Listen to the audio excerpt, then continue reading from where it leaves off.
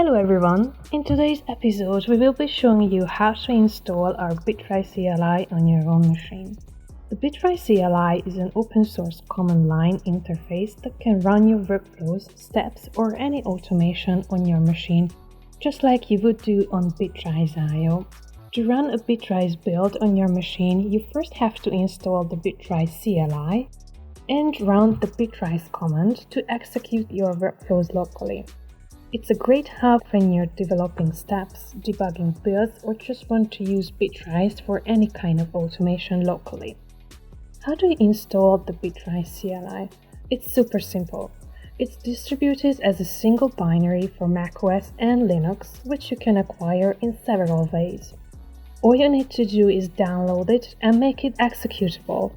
In this tutorial, we will be showing you how to install it with Homebrew and curl. Let's dive in. If you have the Homebrew package manager installed on your Mac, you can use it to install the Bitrise CLI. First, open the Terminal app on your Mac and run this command. Then run Bitrise setup. Now this command verifies if everything that is required for Bitrise to run is installed and available on your machine. If you skip this, the CLI will perform the setup anyway the first time you call Bitrise run. In any case, Bitrise setup can be called at any time to validate the installation.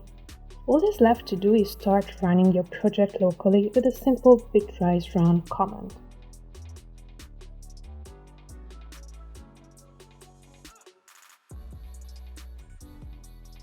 Now let's see how to install the Bitrise CLI with curl. So again, open the terminal on Mac and run this command.